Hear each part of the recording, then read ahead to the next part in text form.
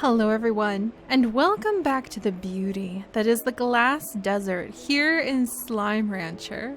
We have finally managed to wiggle our way from popping open a honey gordo over in Moss Blanket, one of my favorite places in the far away range, to being able to walk all the way here to the glass desert and watch the sun rise over this beautiful land.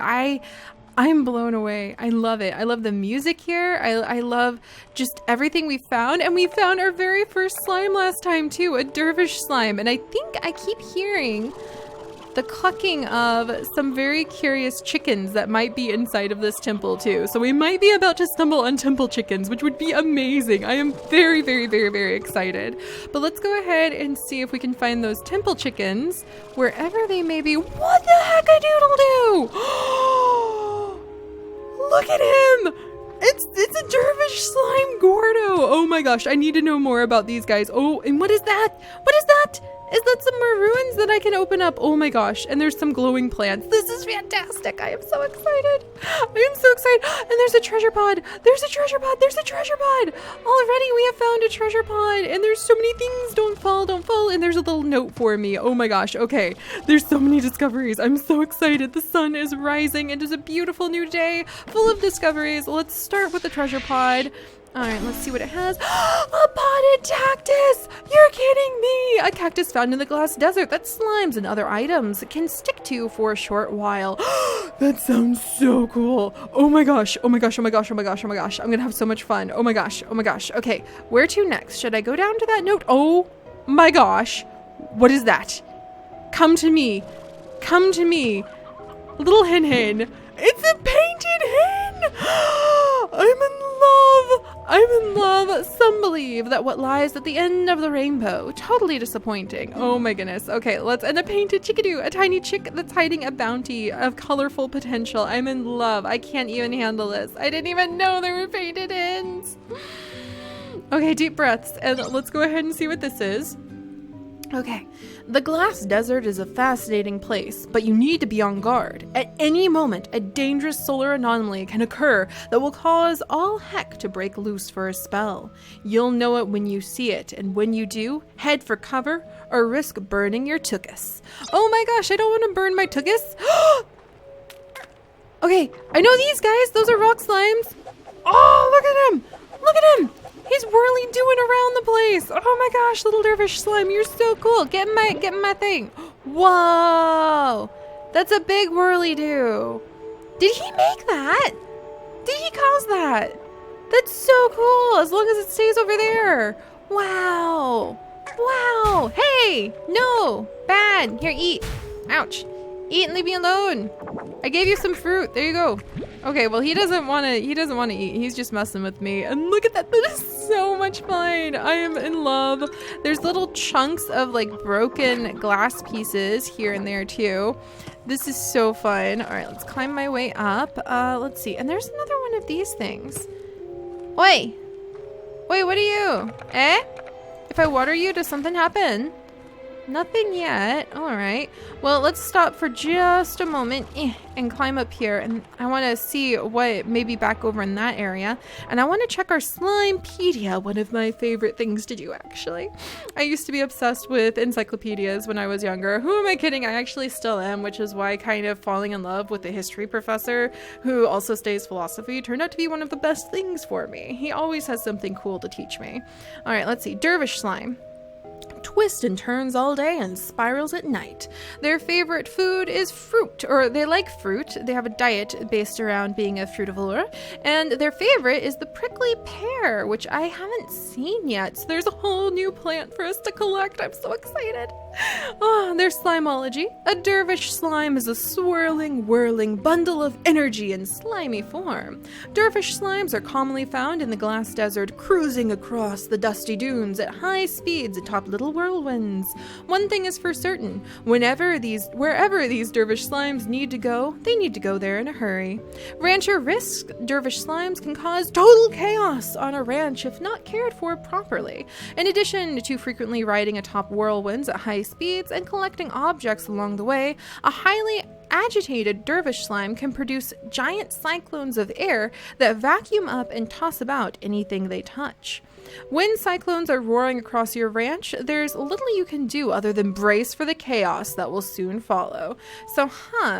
So they can also, if agitated, produce giant cyclones that pick up and toss anything. That sounds almost as dangerous as the quantum slimes being able just to zip themselves into somebody else's corral and cause a tar outbreak. So maybe we wouldn't invite a dervish slime to come and live amongst our hens, but maybe it would be cool to move Honeymint like to a safe spot for a day and let a dervish slime loose as kind of like just a day of chaos and see what would happen with all of our hens. That actually sounds kind of fun too. Let me know what you think, because that might be chaotic, but it might be hilarious. It could be a lot of things. We might do that one day. Plortonomics. Dervish plorts are a fantastic source of clean energy that help give turbines and generators an extra boost. They are in constant demand as, curiously, there is a finite number of spins stored in every dervish plort. Wonderful! So we can help out with free energy that way. Well, kind of free energy. You gotta feed them. Renewable energy. Highly renewable energy. Cool. Alright, and then here's one of these thingies. Really, really cool. Apparently things stick to them. That's so awesome. How long does something stick to these, I wonder? Can I use it to attract slimes? There we go. This is modern art. This is art installations with plants. Of course I am totally all over this. This is awesome. All right, well, I'm going to leave that there. That's actually kind of cool. Maybe, I wonder how long they stick to them. Can I just like, if they're slimes, do they want to wiggle free? But if they're not slimes, will they just stay for a while? Huh. Well, I'll come back and check that out because that's kind of awesome. All right, we're going to go back this direction. Oh, and I forgot. Oh. Is this that dangerous solar event? I'm in cover. Are one of the new things we could build for slime science maybe like some sort of little cooling hut? Because that would be really, really clever if we could just like hide from this event. Look at that. Wow. But if we could hide from this kind of event by having, oh my golly gosh. Okay. Okay. Oh, hey! What the heck? Something's on fire over there. All right, well, you got some water. Oh, it's a new slime. It's a fire slime. Okay, little chickadoo, stay down there. Okay, can I pick you up? Okay, I got a fire slime. Oh, that's like clumps of things are coming towards me now. Like a little campfire, except it moves and it's a slime. Little chickadoo, be careful. Be careful. Here, I'm gonna, ooh, yay. Chickadoo, come back. Oh my gosh. I'm gonna stay over here. Wow. Hey, fire slime. Why don't you go ahead and get yourself inside? What happens if you combine a fire slime and a boom slime? I kind of want to see now. What is that? Is that just a cloud? All right, I've got to watch out and dodge these flying bits and pieces. How long do these solar anomalies last? What was that noise? What is that noise? Wow, look, there's a dervish slime rock plort down there. That is so cool. What should we call that? Oh, and actually, that's something I wanted to talk to you guys about. I saw on Twitter this amazing idea. There were these people called Stump, they're another YouTube channel, who are coming up with custom names for each and every one of the different largos. For example, Honeymint, being a honey tabby largo, is called a calico under their list, whereas like one of them, like the tangle mosaic slimes, were listed as the glass rose. And I thought that was so cool to come up with specific names for each of the largo types. I definitely want to think about that. And I would love to like make their little name list canon and maybe use some own personal tweaks for ourselves. What are you? Like, what would we call that one where they're a dervish and a rock? Look at him. Isn't that so cool? He's a dervish and a rock slime all wrapped up in one. And what would we call him? I love that idea of having custom names for the largos. And again, I saw that with Stumped, so it's not my idea, but I think it's a fantastic one, and I would love to come up with some cool things on our own too, and maybe use some of their names and make it like so common that everybody starts using those names because they're just the best. They're the best. You're the best, little guy. Look at you fly around. Oh my gosh. This is so cool. All right, well, we'll leave these guys alone. Sorry I got distracted. That was just very exciting. And let's read the Slimepedia really quickly because I love doing it on what the fire slimes are. Their diet is ash? How am I supposed to get ash? Like, do you throw something at them? We have to experiment with fire slimes today, I think. Like a little campfire, except it moves and it's a slime. They eat ash. They have no favorites. Slimology. Fire slimes are a rare breed of slime that live on ash. Fire slimes will eat just about any food, but not without it being burned into ash first. The only way to feed a fire slime is to use an incinerator, with an ash trough upgrade. That is so cool! Fire slimes need ash to survive and will quickly snuff out if left on any other surface for too long.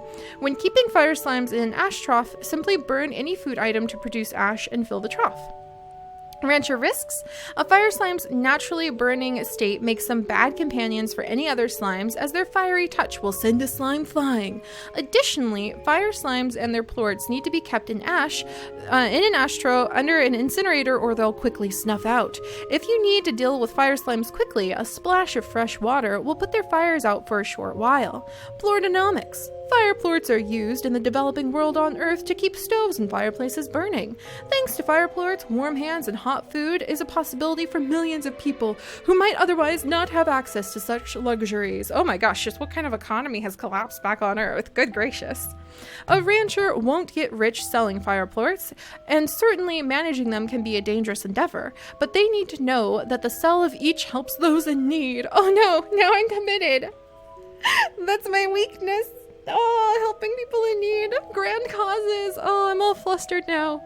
Now and far into the future, the noble little actions of each individual help move us forward as a people. That much will never change. I did not expect to have like some sort of deep lesson from my fire slimes here, but now I'm committed because I also have my fire slimes, and without them, if I let them go now, they're gonna die. What have I done? I've gotten myself in a little bit of a tangle. And I have painted hens. Oh, I forgot to read about the painted hens. Tell me about these beautiful creatures. Oh my gosh, they have their own section. I'm so happy. Painted hens are a colorful chicken variant found in the glass desert. It is unknown what caused their rainbow-like plumage to occur. One theory suggests their colors are a biological mimicry of the prismatic glass found within the desert, while another theory states that their wild colors made them dominant mates in the Cluck Kingdoms. Cluck Kingdoms, that's such a cool idea! And thus were banished to the desert by a coalition of jealous chickens who couldn't compete with these fashionable fowls. Probably just we talk a lot about adaptation and genetic selection amongst different types of mates on our channel, actually, because we are pixel biologists. We weave together real-world science in our pixel adventures. So you guys can probably think of some great real-life examples of the fancier feathers that a certain bird species has, the more attractive they become, and the more babies they get to have to pass on those fancier feathers too. So actually this guy kind of reminds me of a cross between a sage grouse, and because of the little dangly in the front, the purple dangly that's kind of like a grouse, and sort of a little bit parrots, or maybe a little, not really a lot of a bird of paradise actually, but I love birds, so I'm getting distracted. Moving on! The latter theory is only believed to be one very strange person, so we're not sure why it's included here. On the ranch, painted hens in close proximity to roosteroos will periodically lay eggs that produce painted chickadoos. However, keeping too many hens or roosteroos in close proximity will make them anxious, and egg production will come to a halt. Savvy ranchers with an understanding of complex chicken romance always keep their coops from exceeding 12 grown chickens, unless you run a hen reserve and sanctuary like we do. All right, let's keep moving. All right, there always seems to be chickadoos on our ranch too, and I do not purposely breed for chickadoos, so I'm not sure how that happens, but let's leave these two painted hens here, even though I adore and love them, and I want to make little clay figures of them and give those clay figures good homes. And I'm gonna roll this handsome fellow over here. Ladies, What do you think? What do you think? Isn't he something? All right, we'll leave them to their devices, and hopefully we'll come back and find many little painted chickadoos. That would be really fun. And oh my, there's a lot of gentlemen for my lovely ladies to pick from. And here's something. So I think that this is, maybe we can throw some sort of plort in here and adventure that way. Well, let's wander this way. Ooh, there's a little spot. All right, let's see what's hiding over here. Some treasure.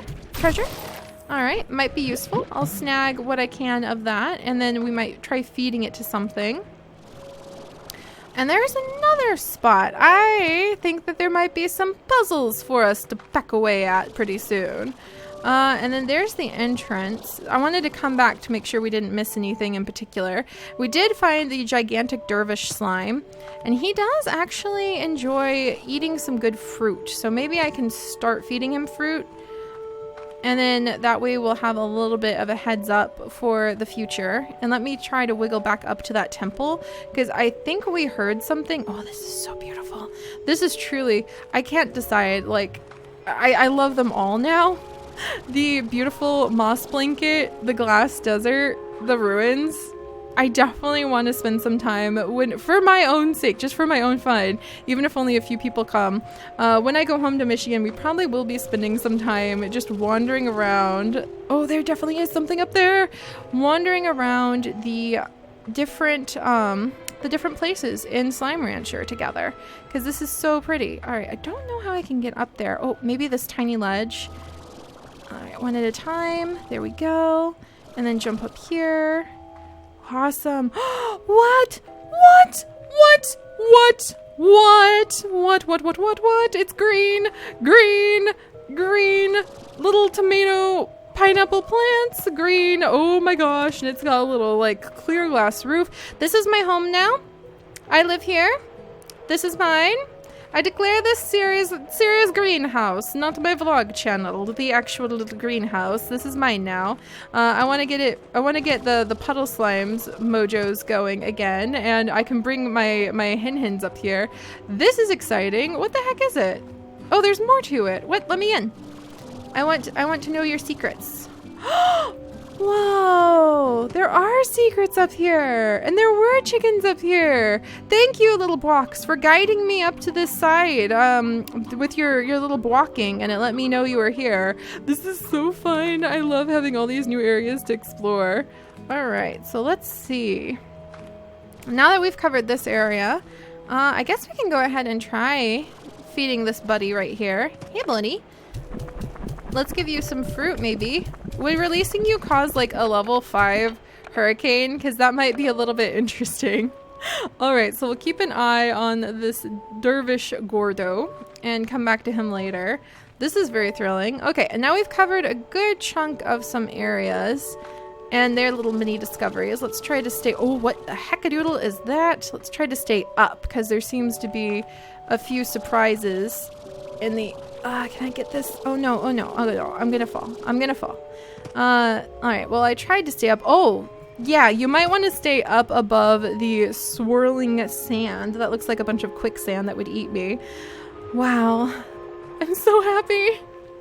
There's so much to explore. Oh my gosh. Okay, let's come back here and let's wiggle and wiggle. Still not finding the answers on what to do with you just yet, but I'm sure I will. Alright, there's another little dervish. Very, very cute. Maybe I need to be gathering up his plorts. Oh, look what he did! Holy moly, I gotta watch out for that. Alright. And there's some chickens. Where there's chickens, there's probably gonna be something that likes to... Oh! Oh! I see what kind of nonsense this is. So we need to actually pop open that dervish slime. That big dervish Gordo. Which means I probably have to go home to get more fruit to be able to do that. Oh! No. The Tangle Gordo. Oh my gosh, we found the Tangle Gordo, and it eats chickens. It eats chickens, all the chickens, and then I could grab the Tangle slimes that pop off of it, and I could keep them. Whoop. Okay, we're gonna chill together for just a minute. Don't eat me. Okay.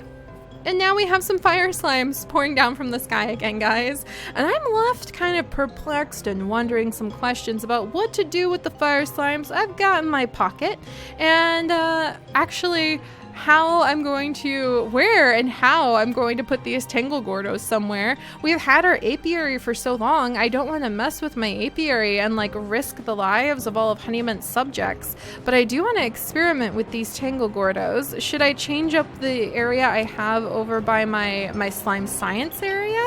Is that what I should do? You know what? I should clear that out, and I should clear it up, and we might put some of these tangles and make some largos and do some experiments there. Wow, this is pretty intense over here, by the way. Oh my goodness gracious. I'm gonna ride this out. I'm gonna wiggle my way. Well, we'll do a little more exploring, and then we'll wiggle our way back home. And I do want to experiment with the tangle slimes and being able to learn more about them and try out the different largos. And I do want to come up with really cool names. We can look at the list that the people over at Stumped, which you can go check out, like on their Twitter, have started to come up with, and we can come up with ones that suit us. Like they call the pink rock largo the jelly roll, but I think the quartzes actually fit them a lot better. All right, so we'll figure it out, and we'll have a really fun time kind of building as a community across many places what we feel is right. And then there's some shiny sounds. Are those going to be, are those the shiny sounds of mosaic slimes? Do they come out after that intense firestorm? Huh. All right, we'll explore some more, and we will put off the question of how to start experimenting with the new slimes that we are finding and our slime science and all of our other goals next time. So I'll see you guys then. Bye-bye.